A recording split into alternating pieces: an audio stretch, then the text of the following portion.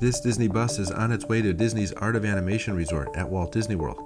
It's one of about 350 Disney-owned buses, the third largest bus fleet in the state of Florida, just behind Miami and Jacksonville.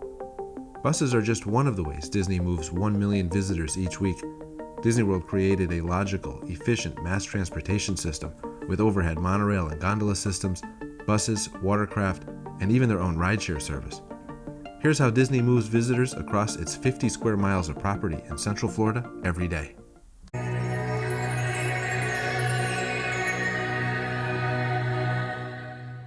Buses are the most common way to get around Walt Disney World. Rather than have bus routes, Disney uses a point-to-point system, making the theme parks themselves transportation hubs. This eliminates the need to transfer buses in most cases, making it easier for guests and significantly reduces travel time. Disney World buses travel between hotels in one of 4 theme parks, more like a shuttle rather than a complex network of routes around the city. The bus has only one destination, so guests do not have to study a map to find their stop. In exchange for this simplicity, Disney buses do not travel between hotels. They travel between hotels and theme parks, and from theme park to theme park. One exception is Disney water parks. Guests will need to transfer at Disney's Animal Kingdom Park to get to Blizzard Beach, and to get to Disney's Typhoon Lagoon, guests need to transfer at Disney Springs. For this reason, many guests use Uber, Lyft, and Disney's own rideshare service called Minivan. At the theme park transportation hubs, Disney buses are constantly arriving and departing from other areas of Walt Disney World property. Guests can get to any destination from a Disney theme park. But what if a guest needs to travel between hotels for a dining reservation? Well, in this case, they will need to travel from their hotel to the nearest theme park and transfer there to the other hotel. Disney World ensures that bus stops are well marked with signs because most of its visitors have no idea how to get where they're going. Disney's goal is to have a bus arrive every 20 minutes. They use a dynamic dispatching system that assigns buses to an area in need. Disney recently began reporting expected arrival times at its hotel bus stops. Buses begin operating about 1 hour before the theme park's earliest posted opening time, taking into consideration early park admission. Buses continue to operate for 1 hour to 90 minutes after the park closes, including special after-hours events. In the mid-2000s, Disney began investing in low-floor buses that make it easier and faster for passengers with scooters and strollers to board. Buses can accommodate up to 2 scooters at a time. Strollers must be folded before boarding, so it's a good idea not to stuff the stroller.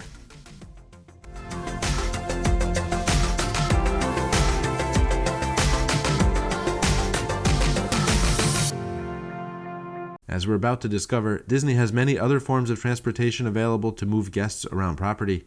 For this reason, bus service is not offered or may be limited where there are other options available. The Walt Disney World monorail system is an icon, having been in operation since 1971. 12 monorails carry 160,000 riders every day, making it the third most heavily used monorail system in the world. The current trains came online in 1989 and operate on 3 lines: Magic Kingdom Resorts, Magic Kingdom Express, and the Epcot line. The Walt Disney World monorail system uses a hub-and-spoke design, with all 3 lines originating at Disney's main terminal called the Ticket and Transportation Center.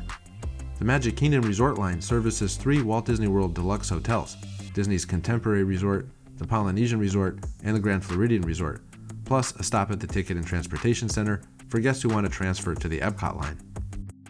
For example, say you are staying at Disney's Contemporary Resort and you want to travel to Epcot. You will take the resort monorail, get off at the Ticket and Transportation Center, and transfer to the Epcot line. And the Epcot monorails operate between the Ticket and Transportation Center and, of course, Epcot.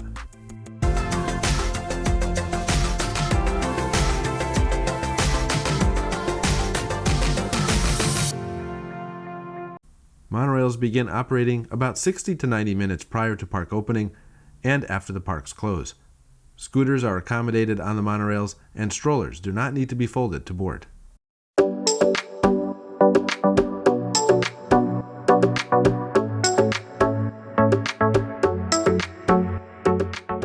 When Disney World was being built in the late 1960s, a network of canals were created to manage the high water table and to prevent flooding around the resort.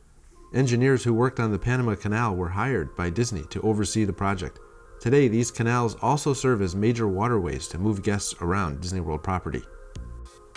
Disney water taxis connect all 5 Magic Kingdom resorts. Ferry boats connect the parking lot to the Magic Kingdom.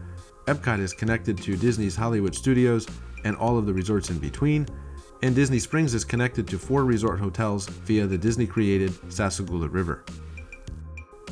Disney uses a wide variety of boats around property. Some are scooter and wheelchair accessible, while others are not. If a boat is not accessible, an alternate type of transportation is provided. Either a different boat, a monorail, or a bus will be operating as well. On Disney's smaller boats, strollers must be folded and stowed out of the aisle. But on the larger boats like ferries and the friendship boats like this one here, strollers do not need to be folded. Boats arrive about every 20 minutes, piloted by 1 to 2 cast members.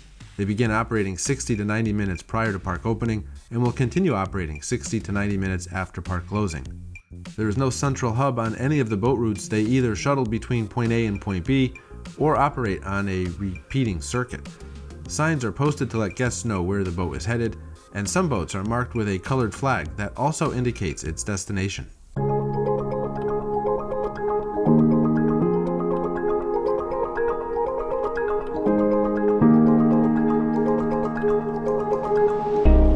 As rideshare services grew in popularity, Disney had the idea to create its own version of Uber and Lyft to service its 50 square miles of property in Orlando. Disney transportation is free, but it takes time. Think of it as public transportation. It works, but a car is faster. In many cases, a bus ride at Disney from start to finish can take over an hour. Minivans can do the same thing but in much less time, but not for free, of course. Here's how it works. Using the Lyft app while on Disney World property, you'll see a special feature for Disney minivan service. A red and white polka-dotted SUV driven by a Disney cast member will arrive within a few minutes to take you directly to your destination. Minivans do not leave Walt Disney World property, but if you're staying club level at one of the Disney World hotels, you can have Minivan pick you up at Orlando International Airport. The fee is comparable to a private car service. Minivans come with 2 car seats for kids, and accessible minivans are also available. Now, minivans cost more than traditional Uber and Lyft rides, but it's a premium experience. Often they get you closer to the entrance than any other form of transportation. You'll listen to Disney music during your ride, and you'll have a 6-passenger Chevy Suburban to ride in. Traditional Uber and Lyft services are available on Disney World property as well. In 2017, Disney recognized the need to connect several hotels to 2 of its theme parks. A massive network of overhead gondolas took less than 2 years to complete. Like the monorail system, Skyliner uses a hub system with a centralized hub located at Disney's Caribbean Beach Resort. One line travels south to Disney's Pop Century and Art of Animation resorts, another extends to Disney's Hollywood Studios, and the third line travels to Disney's Riviera Resort, terminating at Epcot. Today, a guest can board a Disney Skyliner gondola at Disney's Caribbean Beach Resort and touch down in Epcot in about 15 to 20 minutes. But unless you're staying at Caribbean Beach, you'll need to transfer to a different route at the hub. Let's say you're a guest staying at Disney's Pop Century Resort and you want to get to Epcot. You'll board Skyliner at your hotel, travel to Caribbean Beach Resort, and transfer to the Epcot line there. Each of the 250 gondolas can accommodate up to 10 passengers. Accessible gondolas are available and can load passengers on separate stationary platforms if needed. Disney Skyliner begins operating about 1 hour prior to park opening and 60 to 90 minutes after the parks close. Disney will stop operation if thunderstorms are within 10 miles of Walt Disney World Resort. When Skyliner is not running, buses will be used until it's safe to operate Skyliner again. If you have questions about getting around Walt Disney World Resort, use the comments below or contact me at my website. And if you found this helpful, subscribe to my channel to see more travel videos from Orlando. And to see more about what I do, visit OrlandoParksGuide.com. I'm also on Facebook and Instagram.